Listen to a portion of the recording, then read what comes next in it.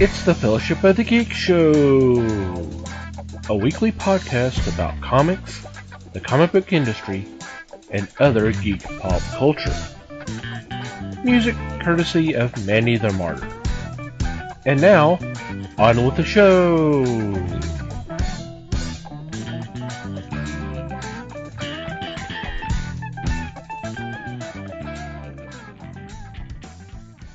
Hey there, everybody. It's the Fellowship of the Geeks podcast. My name is Thomas Chick, and joining me for this episode is Mike Marlowe. Hey, gang. Les Webster. Hello, all. And Liz Newman. Hello, everybody. How are y'all doing?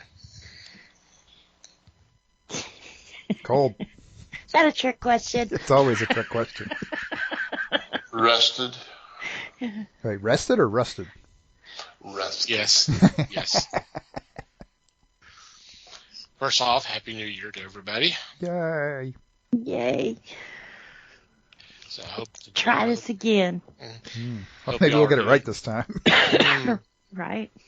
Or at least use our warranty. If not, Jeez, no kidding. 14 days in, we can restart. Hey, can we get a recall? Hope everybody out there is doing okay. So what's been going on in your corner of the galaxy? He asks hesitantly. Sure. And I'll see y'all in about 2 hours.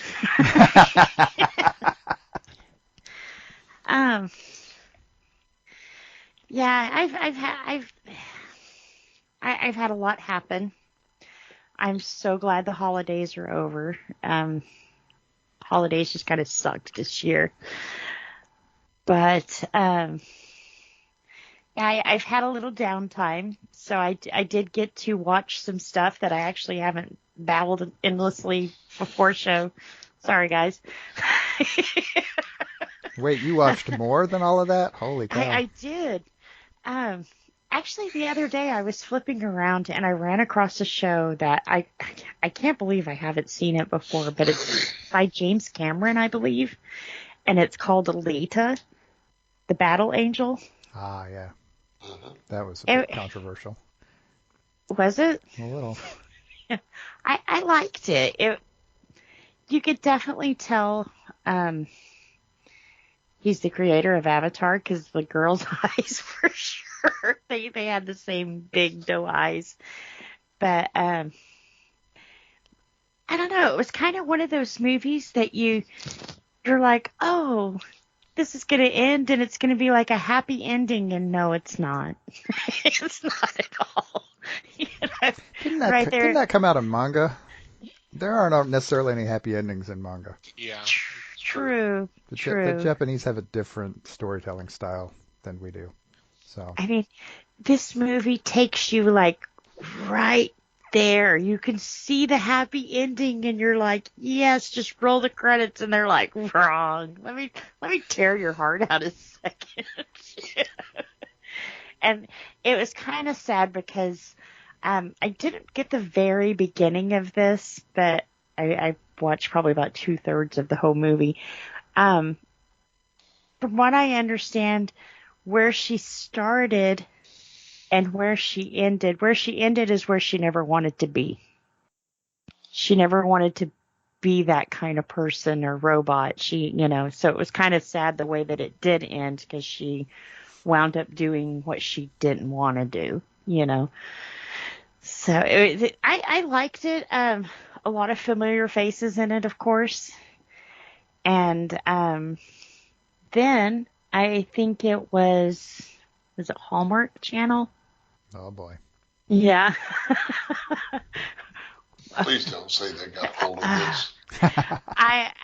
I'll probably save this part after we get into our show because what they did was very they hit you in the heart, and I probably cried all weekend just watching stupid little Hallmark movies, but I'll get into more of those later. You can imagine what they did. But yeah, like I said, I'm glad the holidays are over. I hope that everybody had a safe new year. And I'm really hoping and praying that this year is different for everyone. Um, yeah. So that's all I got. Cool. Oh, and tomorrow is Phil's birthday. So on the off chance that he is actually listening to our podcast next week, if you're listening, babe, I will buy you dinner and we will go to Red Robin only if you're listening and you ask me. So Wow. A test. I like it. Stipulations for a birthday. only if you're listening. Wow. If not, he's getting the cami set to dry his bike off.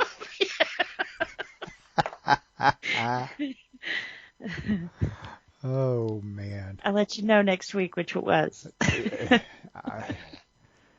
Yeah. We'll all be waiting Yeah. and dying to know.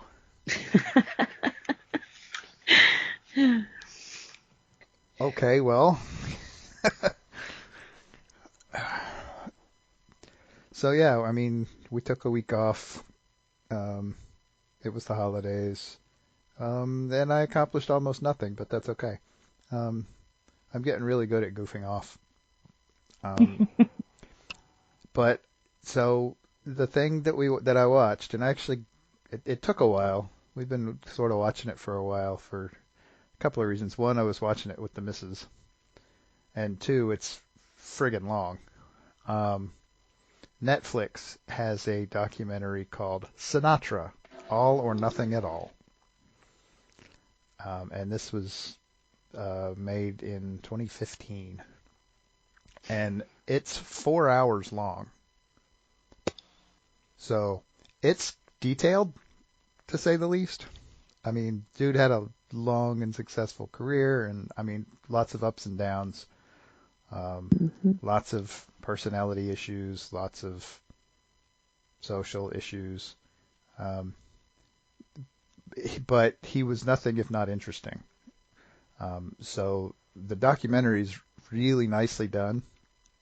They sort of set it up as they set it up in kind of in parallel with the set list that he set up for his farewell concert, which he was his retirement concert, which he then turned around and kept performing. I mean, he took like 2 years off and then started performing again. But so they did this deal where they nicely kind of told the story of his whole life, kind of not based on, but sort of floating around the songs that he did for this farewell concert. It was really kind of nicely done, even if in watching it over basically a 2-month period, it was a little hard to keep track of for me. But it seemed to be really nicely laid out, and yeah, it actually doesn't pull a lot of punches. You would expect something about Sinatra to be not entirely upfront, but they managed to get other perspectives to sort of piece things together when Sinatra himself was being cagey.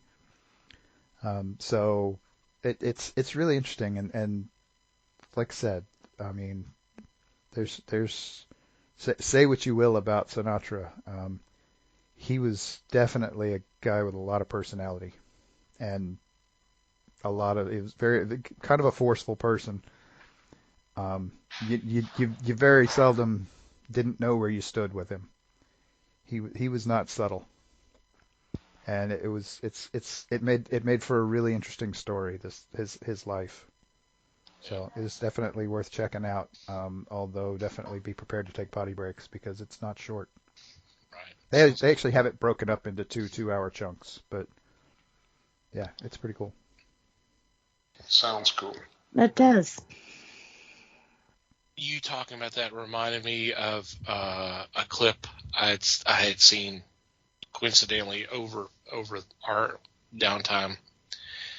It was from Johnny Carson show. This was, I guess, was early mid 70s, something like that.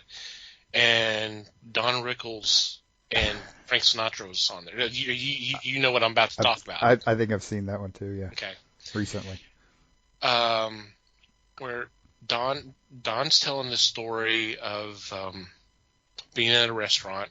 He's like with a date, and he goes over to Frank, who's with some friends, and he says, "Hey, could you do me a favor? When y'all get up and leave, why don't you come by my table?" And Frank's like, "Oh, okay."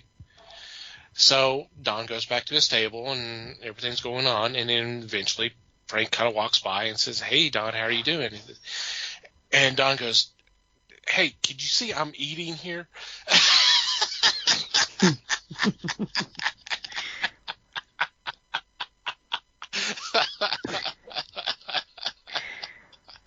I was like, that sounds like Don Rickles.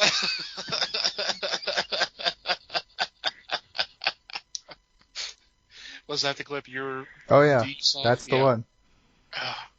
Oh, it's hilarious.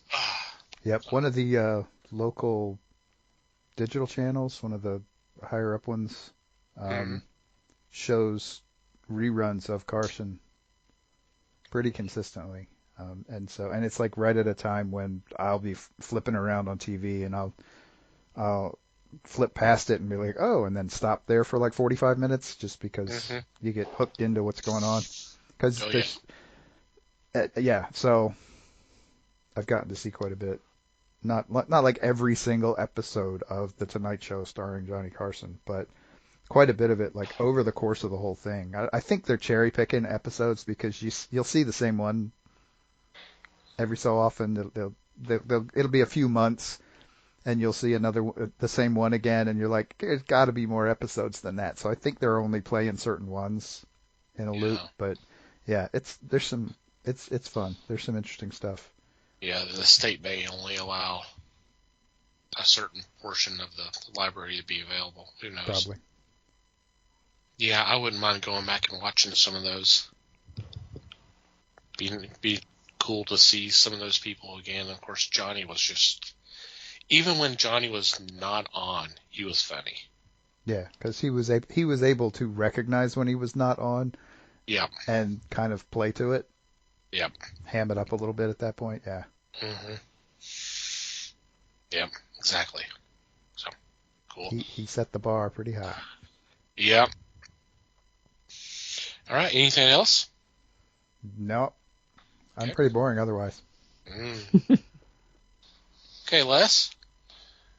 I just want to make sure the listening audience understands that these guys are just wanting to watch the interview with Arnold Palmer's wife. So. I don't even know if I know what you're talking about.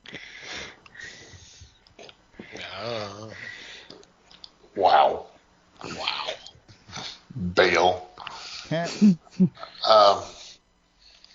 I caught a few documentaries while I was away. Got some sleep and had a good time. It was uneventful, but that's just what I wanted. No big hullabaloo. So I'm I enjoyed jealous. it. I had a good time off. Switch lives with me. Okay, Mike, you notice he just skipped over the whole Arnold Palmer wife thing, so he brought it up and then quickly dropped it, so okay. That's what Google's for. That's okay. Yeah, I know. Yeah. Okay. For me,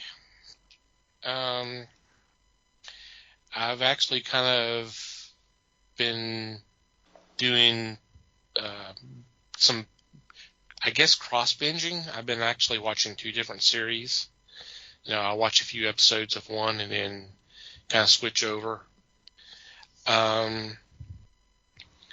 One, I was too young to see when it was originally on. I remember bits and pieces of it because it was a show that was actually was watched here. And if you know my family's, you understand. The other one, I don't know why I didn't watch it when it was on back in the 90s, but I didn't. A few years ago, I actually tried it out and started watching a few episodes, and something happened and I kind of broke off. But I'm kind of going back. The shows I'm watching are Space 1999 and Sequest DSV. Just about through with the first season of Space 1999, and maybe halfway or so with Sequest. And I gotta tell you, I'm enjoying Sequest a lot more than I am Space 1999. I guess it's the whole British sci-fi thing, because it is a British show. It's just their style of writing.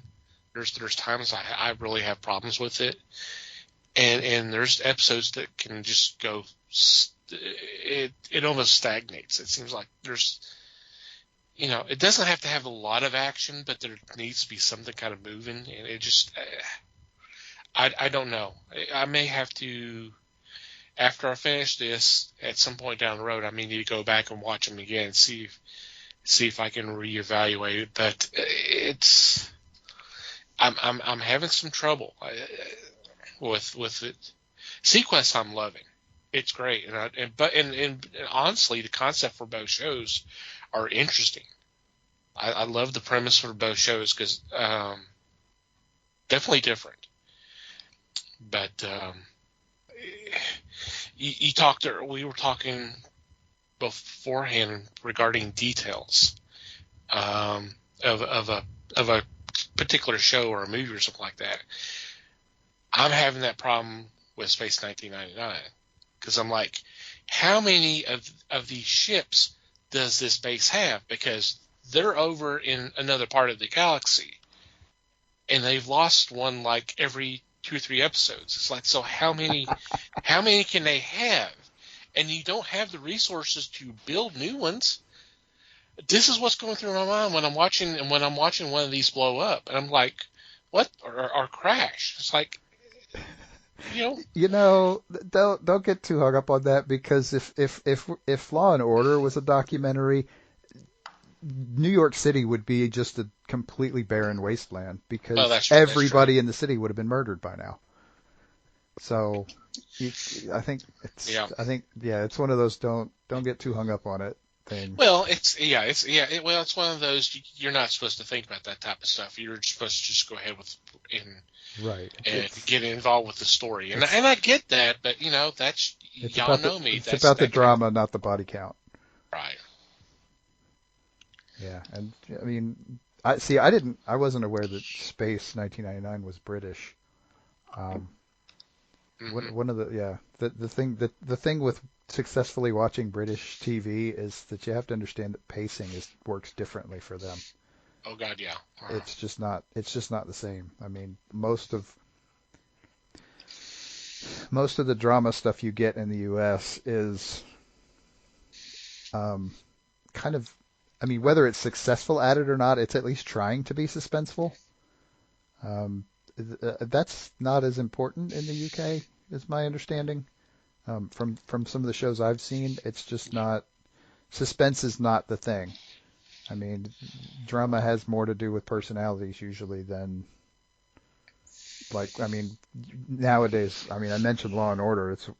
But it's a pretty good example. I mean, that's a lot of what you get is there's a crime and there's something going on, and there's a time limit they're working with, and they're trying to solve the case before blah. And I mean, usually with Law and Order, it's a pretty flexible one because they're trying to solve the case before it goes to trial most of the time, because that's the deal with that one. But I mean, you get into other stuff more like the actual cop shows like CSI and NCIS, and they're actually like trying to be a clock. They're trying to save somebody from being buried under somebody's house or whatever.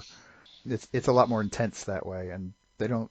I mean, there is some of that with British shows, but I mean, you watch a British cop show, and it's really just cops driving around, talking to people.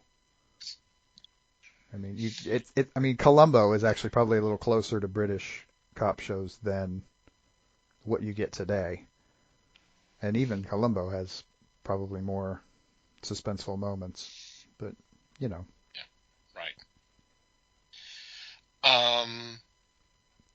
And you not realizing it was a British show is probably because you have Martin Landau and Barbara Bain as the main stars, right? Yeah, probably. I mean, I never really looked into it, so yeah, I would. That's what I would have assumed, is you've got basically an American star.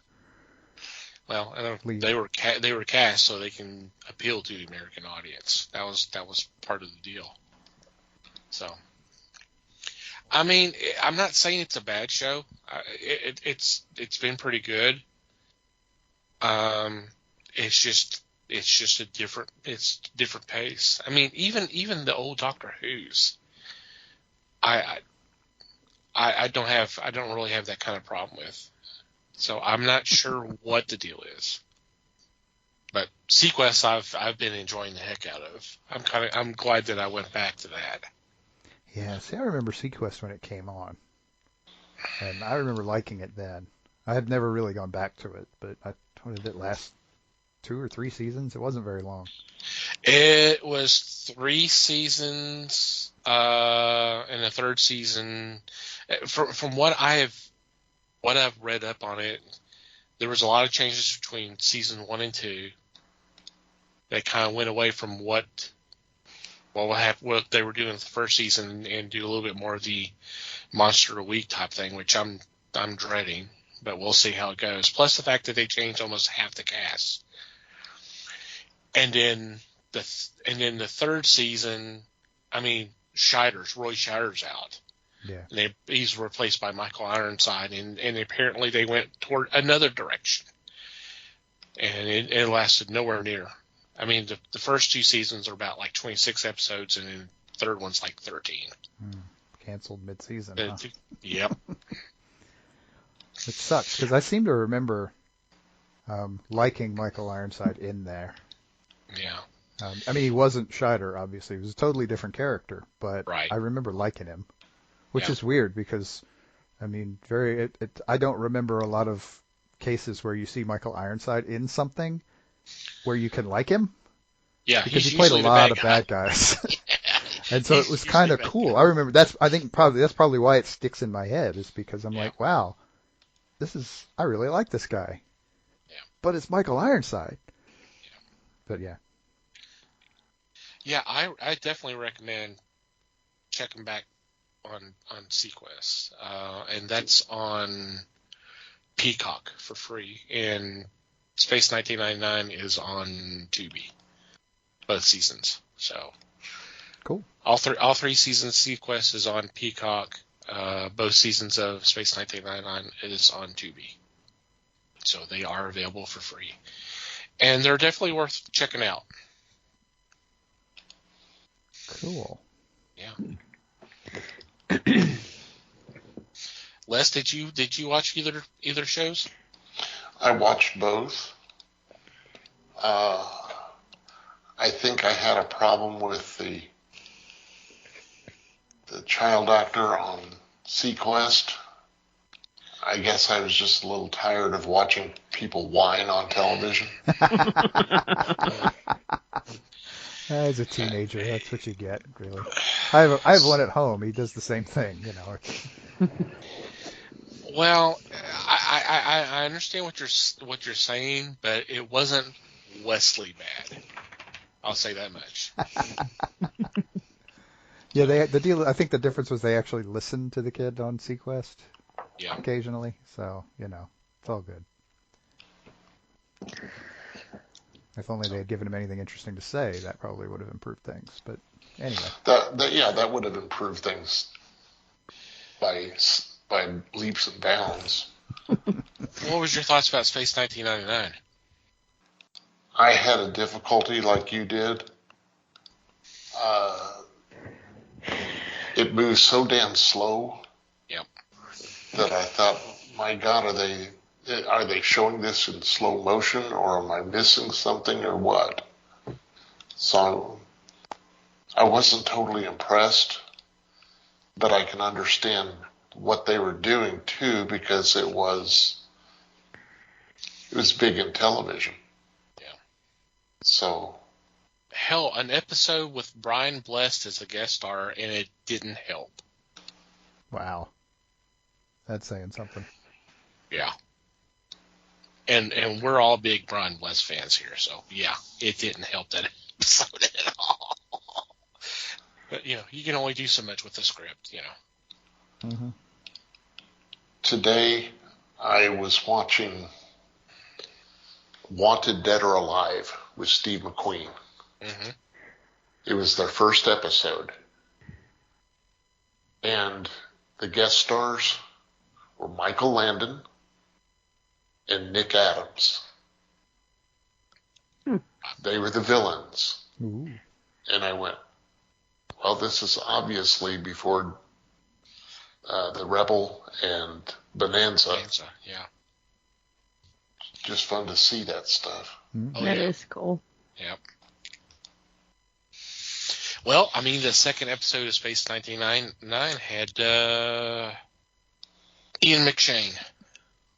Oh, right. Yeah. So. Cool. Yeah. Man, he's been around a while. Yeah.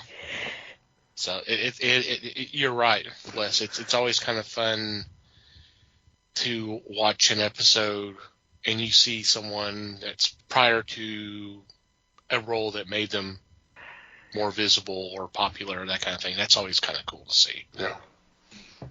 Yep, it's one of the interesting things about watching older stuff.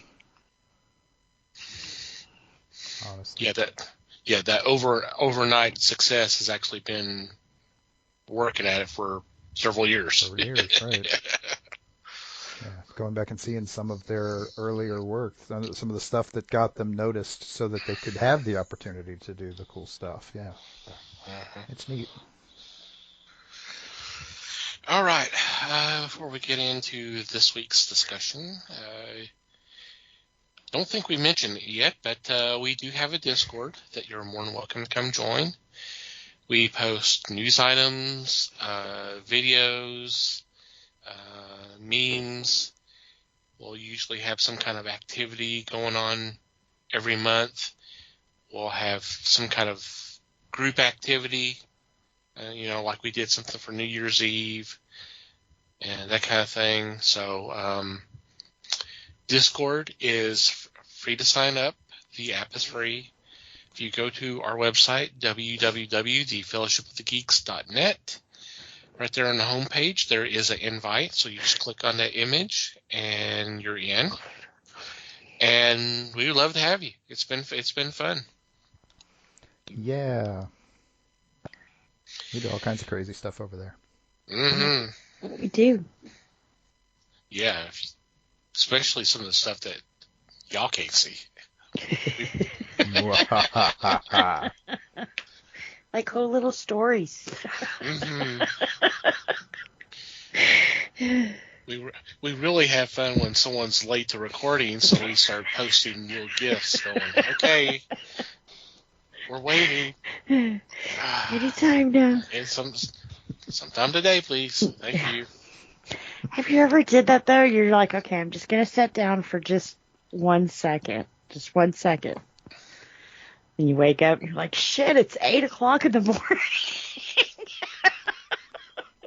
Just slept in the living room, huh? That was a long second. Mm. No, I've never done that. Oh, man.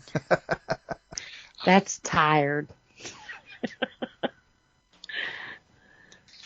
Okay. Wow, I've been thinking about this a lot the last couple of days of how I was going to open this. We had originally planned to do something special towards the middle of the month for a legend, an icon, and those are titles that are running around a lot. But in this case, they're spot on. They're accurate. We had planned to celebrate the 100th birthday of Betty White. But as y'all probably know by now, that she passed away on New Year's Eve morning. So we're still celebrating her life. It's just after the fact, unfortunately. So, what an incredible life. Mm-hmm.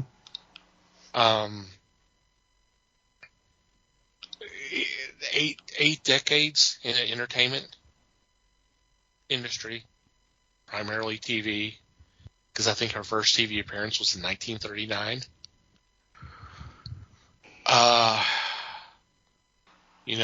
She was everywhere. She did everything. Hell, she finally hosted Saturday Night Live at the age of 88. Of course, that was done primarily due to a fan campaign, which kind of, honestly, that surprises me that they hadn't had her host before. And it took that for that to happen. But it does seem a little strange given how popular she was on a really popular TV show there through the 80s. Well, yeah. Well, I mean, yeah. And granted, she was basically part of for lack of a better term, an ensemble cast. So to single one person out from that would have been weird. Yeah. But hell, have them all on. Come on. Yeah. I mean, it was an NBC show too, wasn't it? Yes. So why the hell not, right? Yeah, I'm not. I still, I don't understand the logic of that, but it still happened, and apparently it was the highest rated episode in the show's history, which doesn't surprise me. Well, and I think she even got an award nomination off of it. Yeah, she did get it. Yeah, she did get an Emmy nomination off of it. So there you go. I heard they're supposed to rerun that episode. I think they did this past Saturday night. Did they? On New Year's Day, yeah. I think they did that. Oh, good. As a side note, my mother complained because she had set up the DVR to record Everybody Loves Raymond on, I don't remember which network it is, what channel it was. Well, she was upset because they preempted it with a marathon of Golden Girls. And she's like, why did they do that? I said, because Betty White just passed. Oh, that's right. That's right. Yep. Uh-huh. I was watching shows this weekend, and they decided to run a marathon of the Hallmark movies and stuff she had done. And then they followed that with the Golden Girls. So when you're not expecting it, it was kind of like, oh wow, this hurts. Oh man, because and really they do it right after, and you're still mourning, for crying out loud. And you're just like, Yeah. Yeah. And the first one they did was called A Valentine Story, which is where basically her husband goes off to war and he never comes home. So, like, every Sunday she would go down and sit at the train station and wait for him, So, Jennifer Love Hewitt, as a matter of fact, is a reporter in this one, and she hears of the story and, gets involved in it and everything else. But just when she talks about, at some point in this movie, she realizes he's gone. He's not coming home. But some of the things he did, so she kind of gives this like life speech and how it's hard leaving, the ones you love behind. And it was like, oh my God, I just immediately started crying because it's like, Jesus, from the grave, Right. You're sitting there going, why? All of a sudden you're like, why is the whole front of my shirt wet? Right. It's awfully dusty in here, man. Uh-huh.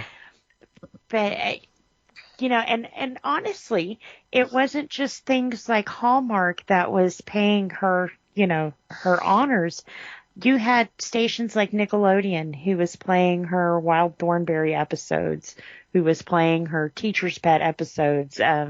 Adult Swim was doing her Family Guy episodes. And, I didn't realize that she did so much voice work. But, every time you hear her voice, you knew who it was. Mm-hmm. And every time, whether it was a guest appearance or her regular show, when she came on the screen, you knew you were about to laugh your ass off. Mm-hmm. She was just hilarious, And she had those eyes that... This is going to sound so corny, but it's like she looked at you like she knew you, and you felt like you had a friend, You could see that she was a truly caring person, not only on screen, but off screen, too. Yeah, and you're not biased at all by her work with animals, right? Oh, not at all, I mean, she as much as my nerd sites were lit up with Betty White, my animal rescue sites were lit up with Betty White, too. She made a humongous impact. The LA Zoo right now would not be the zoo it is today had she not been like, what the fuck is wrong with this zoo? This is depressing. And she was the kind of person that she said, I'm not going to sit here and complain about it. She joined the board of the zoo and did something about it. So it was kind of a, if you've ever been there, if you like what you see, you can thank Betty White for that.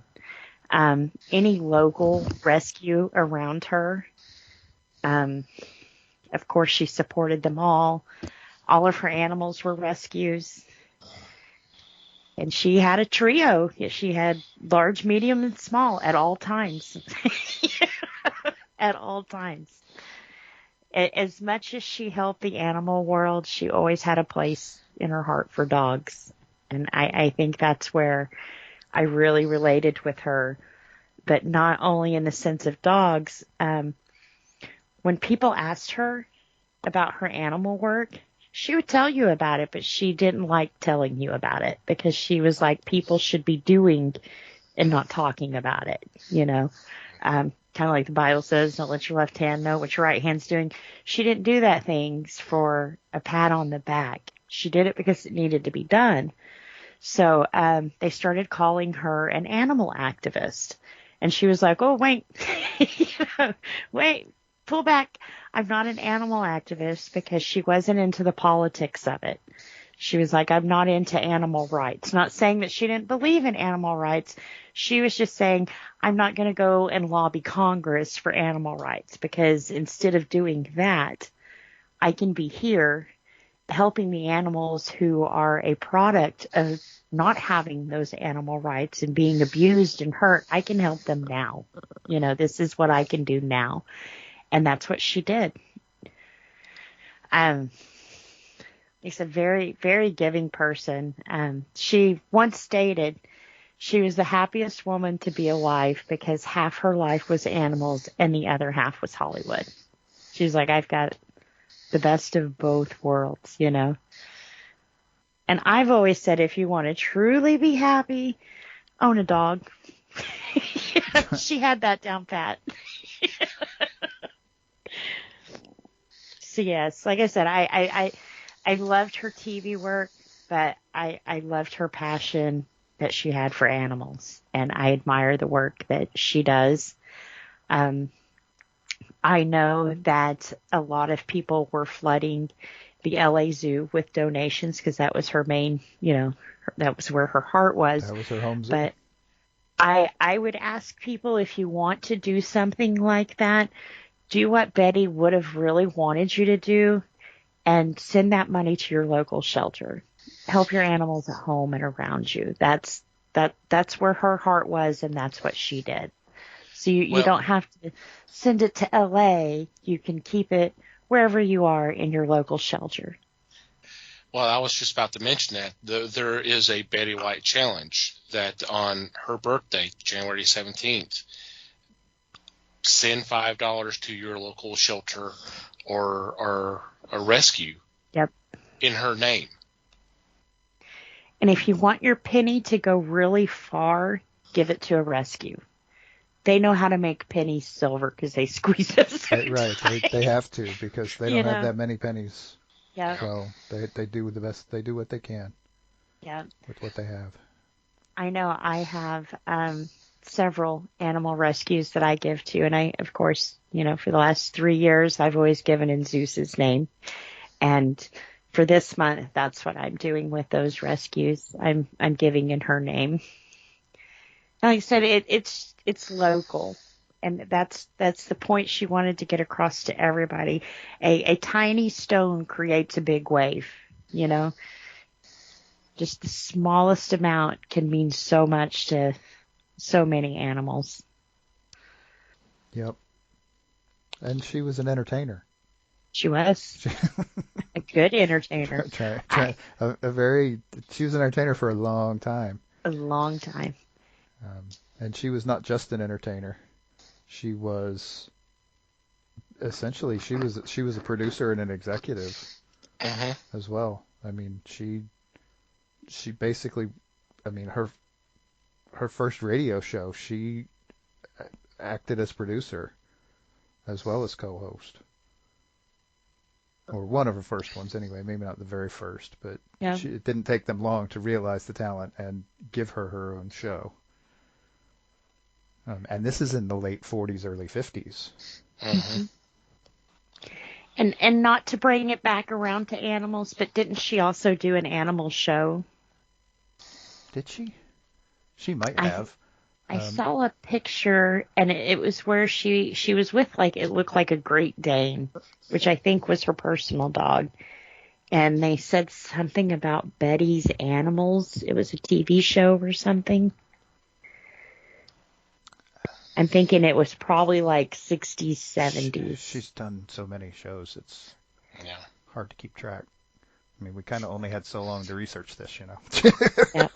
Now, they said acting credits. Now, this isn't everything she's been on, just things that she was notably on. This not guest appearances or anything else. 115 acting credits. Can you imagine? I mean, I have a problem just controlling the 4 personalities I have. Could you imagine having 115 different people inside of you that 4? you can play? And at least 4 that I know. That makes a lot more sense now. Sometimes I black out when they take. Yeah, we've noticed that, but I just didn't know there were actually 4. Okay, no, I'm kidding. We didn't want that out, but okay.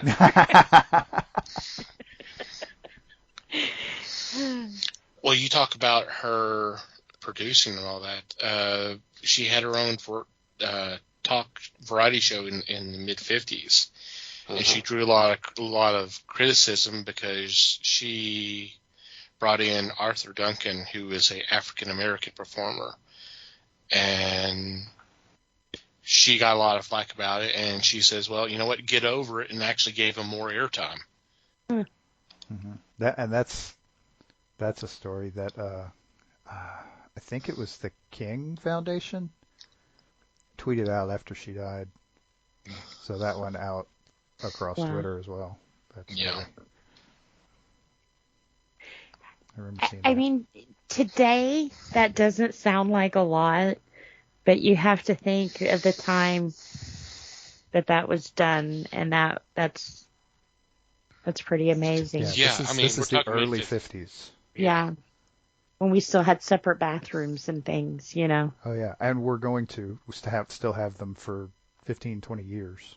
Yeah. There was people complain about Nichelle Nichols being on Star Trek, and that's at least 10 years later. Uh-huh. Wow. Yeah, that's 15 years later. And and not to bring up, not to throw back already, but that was another instance where Dr. King actually contacted her because she was ready to quit the show. She was ready to quit, and he says don't. He contacted her and said, "Please don't." Yeah. Because you're providing a face to a lot of people who really need that. Yeah. and she stayed. Yeah. But yeah, And that was also like Mr. Rogers, who had the black man come and put his feet in the pool with him. mm-hmm. Now, that was into the was that 60s or 70s? I think that was late 60s, early 70s. Probably. And granted, we were sharing bathrooms and stuff by then, but still, that was very uncommon, and you didn't do that, especially on TV. You didn't do that. And he was like, well, we do now. I love people. Yeah. Right. This is my show. Did you see the name on the door? This is my penny. Yep. And our point here is that she was doing this by herself without the support. Yep. 15 years before this. Right. Yep. So there you go. She set the path. She did. Yep.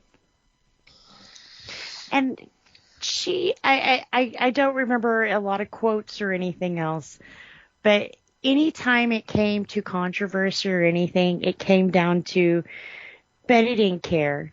She loved people, and that was it. She absolutely adored her fans. She didn't care what color you were, what sex you were. She didn't care, Yeah. If you could laugh, she liked you.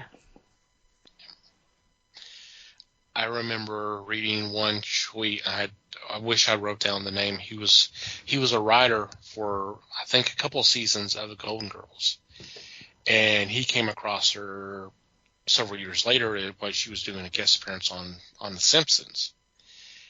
He walked up to her and says, "I don't know if you remember me, and she blurted out his name, and he was surprised. She says, "I love writers." Hmm. Yep. Yep. She loved writers, and one of the ways you can guess of that is one of the early a lot of the early shows that they did in TV. It wasn't like now. There was a show she worked on that was it was on the air 6 days a week, and it was like 5 hours a day. Yeah. So yeah, she loved writers. Because that meant the more writing she had, the less ad-libbing she had to do. Right. Yes. And so, yeah. But she was good at improv. She was. They have a thing, I guess I saw it on YouTube, where they were showing all the times in Golden Girls where she improv'd her lines. And you could see like Blanche and them just totally trying to keep it together, but they're losing it. And she's just so sincere in what she's saying. The Great Herring War is one of them. Yep. Yeah. And it's good stuff, and it's like, how did she just out of the blue, hey. Oh, I've yeah, got a she's just story sitting there for you straight guys. faced. I don't want to say straight faced. She had, She had that Because, I Rose mean, look. that rose Yeah. look. the rose look was pretty much like she was just perplexed all the time. Yeah. So she's telling this story. Meanwhile, B. Arthur and Rue McClanahan are doing their best, and couldn't. They broke up. They started laughing. Quite a few times. Yeah. But when they did, it looked like if somebody was sitting there listening to the story, they would have laughed. So even them losing it kind of looked scripted, because the stories sometimes were just so off the wall. It was like, wow. Mm. Wow. I'll look for that link and give it to you guys. See, So there's quite a few little clips like that. See, and the entire genius of the whole Golden Girls thing with her and Rose, she was not originally cast as Rose. No, they wanted her to be Blanche, the sex bot, Mm-hmm. and they want and Rue McClanahan was going to play Rose, and they're like, well, we've done these roles, we've done these roles before, let's switch it. Right. Let's do something. I want to do something different. What I was hearing or reading, I forget, was that she was kind of struggling with it at first until somebody explained to her.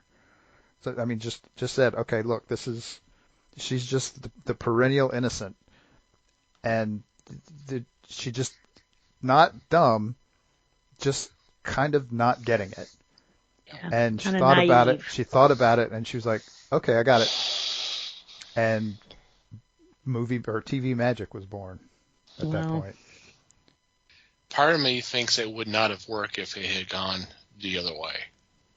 It would have been different. It definitely would have been would've. different. I mean, I don't want to take I don't anything know if away it. from Rue McClanahan, but I mean, Well, the way it worked yeah, out, Rose made that show most of the time. yeah. She did. She was always my favorite.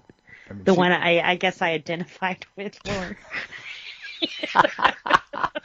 that It- probably. it- Which personality was this again? I know. Right. The innocent one. Uh-huh. uh, Fair enough. yeah, it definitely would have been different if they had the other roles. It definitely. I just part of me just doesn't think it would have worked as well. I- But who knows? I think the way they did it captured a chemistry. Yeah. That each one put their own different into it. Right. They found a way to make it work, and then they found a way to make it work together. Yeah. Which was another tidbit. God, you'd think I would was like a self-proclaimed expert on the show. I swear, I really didn't. Other than the fact that it was always freaking on when I was a kid, Always. I didn't really watch the show that carefully. Apparently, she and B. Arthur did not get along very well. Huh. More like B didn't get along with her. Well, Betty didn't have any problems. But, right. but Betty didn't have problems with anybody. Right. Betty could get along with anything, but Yeah. Yeah. yeah. And so, I mean, she's like, and they were always very professional about it, and they worked together well for years, but yeah, it was just not. They were never really friends. Yeah. Hmm. Well, I mean, I've learned a few things about B. Arthur the last couple of years. She didn't get along with Estelle Getty too, because Estelle Getty apparently had some issues. She was a theater actress, but for some strange reason, she was having problems acting in front of the audience on the show, and there was times that she would forget her lines, and B would just lose it. And then later found out she had Alzheimer's, so she couldn't remember some of her lines. Right. That's rough. That is. So It's a hard way to find out. yeah, but yeah. Wasn't that kind of how Michael J. Fox found out too? About the Parkinson's? Uh-huh. He was having trouble on set, and that's when he was diagnosed. Trouble with lines and things. Well, and trouble doing physical stuff too. Yeah. But I mean that's his job too. That's what he does. So I mean that's where it's going to come out if it's going to come out. So yeah. And same deal with Yeah. Estelle. It's where you're the most stressed, where you'll break. Right. It's what you do, and if you're starting to slip at what you do, then that's where it becomes obvious. Les, your thoughts?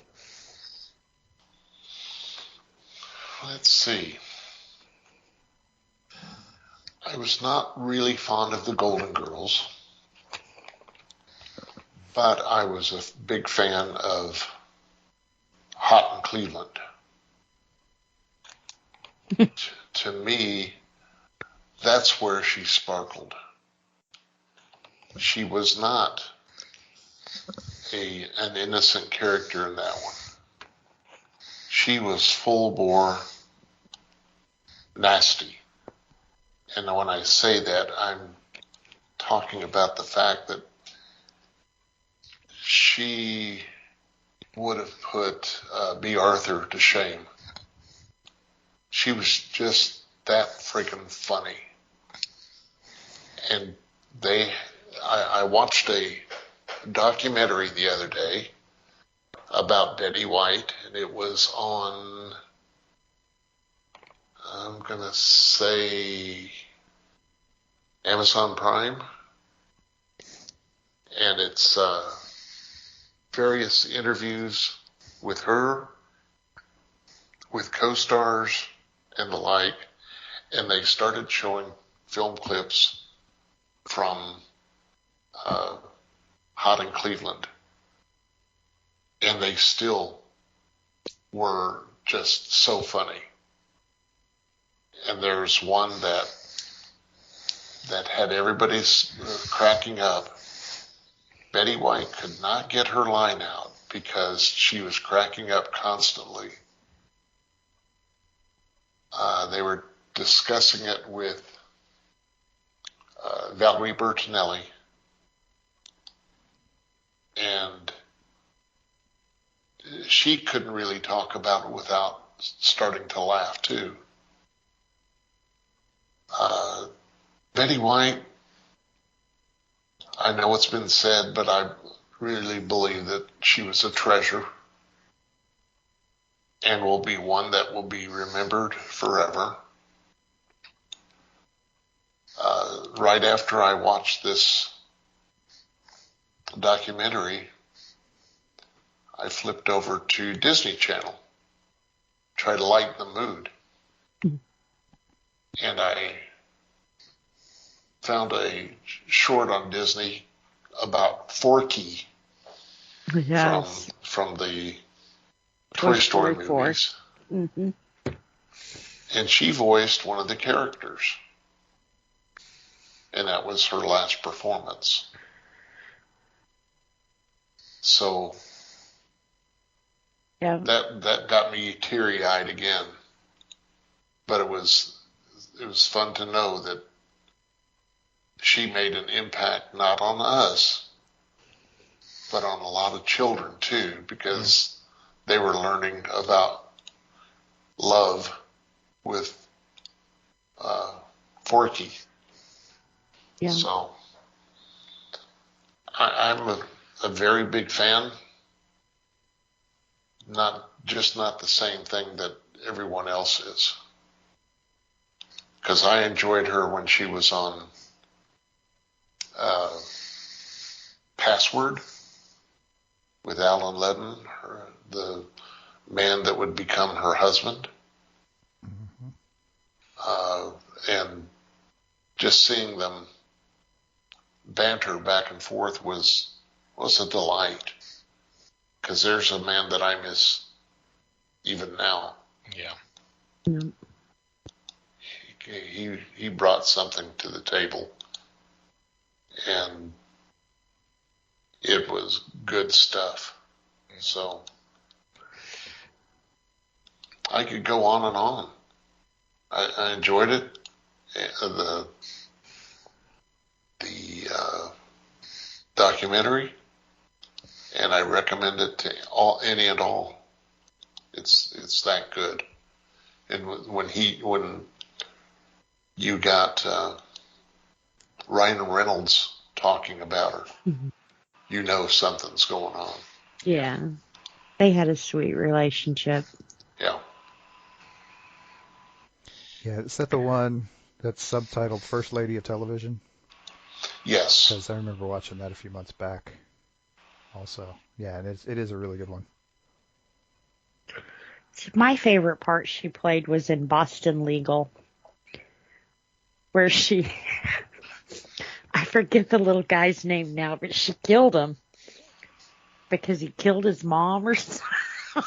It was just, kind of like Rose, just kind of sweet and naive, and I didn't mean to kill him. I whacked him with the frying pan. You know that town that she was from for Golden Girls, St. Olaf? Yep. Exists. Mm-hmm. Oh. And what she was describing is stuff that goes on in St. Olaf. It's cute. So she did her homework. Yeah. Cool. I want to touch on something that you mentioned. I guess my introduction to her was the game shows. Okay. I mean, I eventually saw like Mary Tyler Moore and all that. But, you mentioned Password, but oh my God, she was on Match Game. She was on $1,000 Pyramid. Yeah, she was on Tattletales, which that was fun. If you want to talk about banter between her and her husband Alan Ludden at the time, was watch Tattletales when they're on. Yeah. Which it was funny because I thought about that the other night. I was like, why hadn't they brought that game show back? That would be.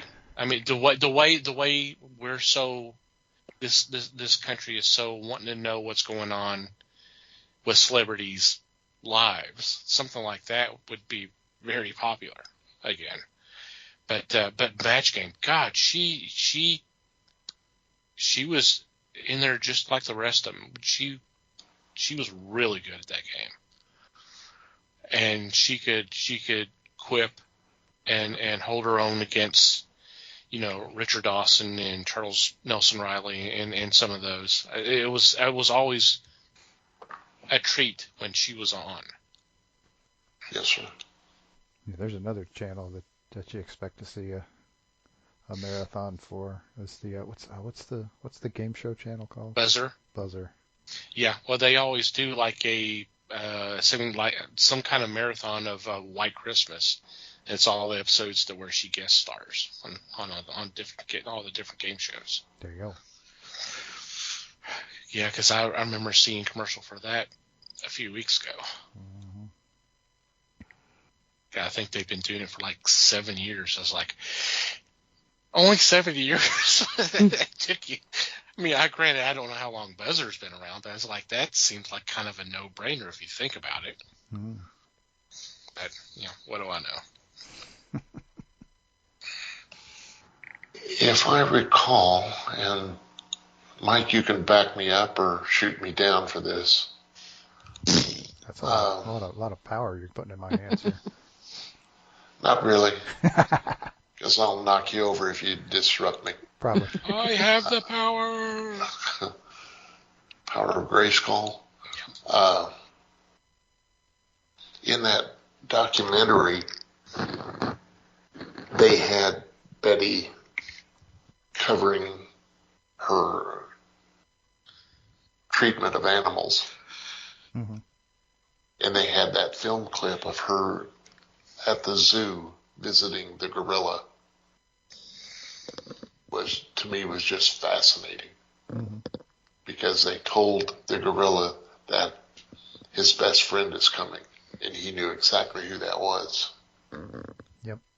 And reacted as such. And it was just something to behold, that she had power over the people when she was on screen. She had power over animals like she did with this gorilla. And it was all so much fun to see. And the great part of it is the way that power displays on her. You watch that clip, and she's just the happiest person in the world right in that moment. Yes. Very true. Well, any final thoughts before we wrap this up? We lost a good one. We lost an amazing person. Yes. Yep. I remember my initial reaction when I heard. And it took me a while to figure out why, but I was really kind of pissed. And honestly, it took me a couple of days to realize why. And what I finally realized was she was so close to that 100-year mark. Yeah. I was like, damn it. It would have been nice to see her make it. I know when I first heard, I was like, no, they're lying again. Right. You know. It had become, on Twitter, it had become a running gag for like the last, 4 or 5 years. Yeah. Every so often, Betty White starts trending for no reason at all. And, other than to say that she's okay, she's all right, and let's move on. Yep. And we knew it was coming eventually, but damn, we didn't want it to be New Year's Eve. Yeah. Well, she knows the secret now. Mm-hmm. Yeah. She does. Nah, she That knew was it a before great she quote. died. That's why she surrounded herself with dogs.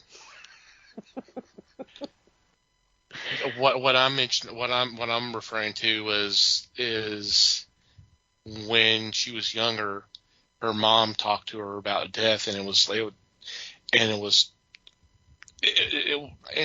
she described it more like that it's a secret that people will eventually would know, that kind of thing. Ah, okay. So, and Ryan Reynolds actually mentioned it in his tweet when he mentioned her passing. Is she knows the secret now? Mm. So, That's sweet. yeah. I thought you meant for like the meaning of life or something. She seemed to have pretty good handle on things. So I mean, Oh, in that oh regard, yeah, she definitely knew the secret. she did.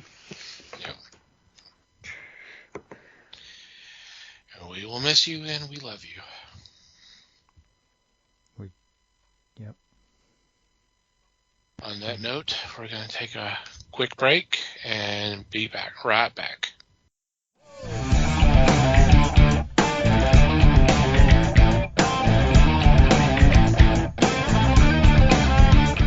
And we are back. No picks this week, so we'll just move on to any particular shout-outs or mentions this week. I mean, not to bring a down episode downer, but I will throw out there that John Madden also passed away this week. So he did a lot for football in a lot of different ways. Yep. And the NFL's making a big deal out of it too. So, and deservedly so. Dude had an impact for sure. Yep. I think they said his just the video games, nothing he did outside of the video games, was over $4 billion. I believe that, and I hope he got a good chunk of it. I'm sure he did. Yep. Well, I think they said that was his part of the video games. Maybe? No, I had that wrong. The franchise itself is worth $4 billion. Yeah, that I can believe. I know my kids weren't into sports, but they had a couple of Madden games. Mm-hmm. Yeah. I didn't realize he was just a coach, though. He was a coach. He was a player, and he worked as an announcer for like 15 years. Oh yeah.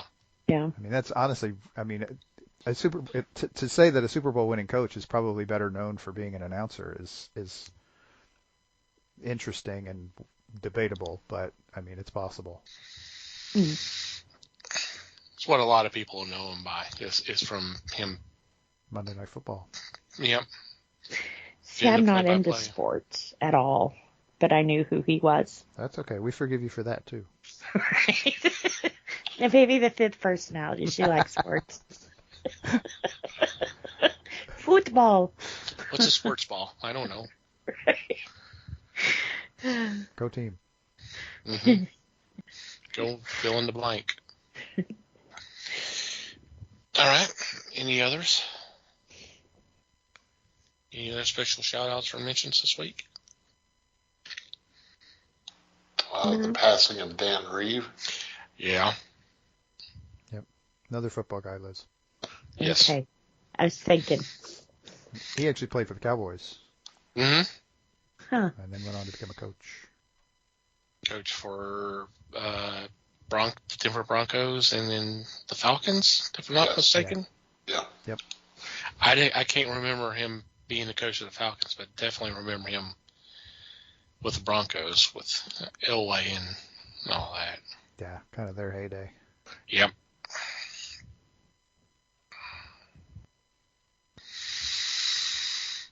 Okay. Any others? No. Okay. Good. All right. We'll move on to our regular shout-outs. Want to thank Pop Goes the Culture Podcast Network for allowing us to be part of a great group of fellow podcasts. We recommend that you check them out. There will be a link in our show notes. I also want you to check out the fine men and women who make up Potter and Family on Twitter, who've been so kind and gracious as to spread the word of the fellowship by retweeting our tweets.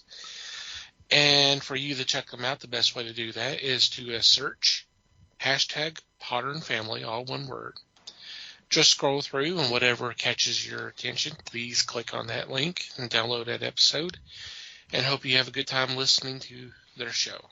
Thank you guys for your support as always. Want to thank Manny the Martyr for supplying the music to our podcast. Recommend you check it out, their music. There will be a link in the show notes as well for you to be able to do that. And finally, you, dear listener, thank you for downloading and listening to today's episode. We value your feedback. Any kind of questions, suggestions, complaints, observations, what have you, please send them our way. Our email address is email@thefellowshipofthegeeks.net. Or you can go to the website, go to the About Us page, and there's a contact form you can fill out. We do have a Facebook page, The Fellowship of the Geeks, and obviously we're on Twitter @Fellowship Geeks. If you like to follow our personal Twitter accounts, Mikey can be found @MikeyGeek. Liz can be found @LN_geek. Les may or may not be found @FakeLesWebster. Yay. And I can be found @TomTCGeek. And from wherever you download our episodes, if you take a couple moments, please, and rate and review the show, it would be greatly appreciated. Anything else before we say goodbye? Just thanks, everybody. Thanks, everybody. Appreciate you listening. Thanks for listening, everyone. We do appreciate your support as always. Until next time, geek on, my friends.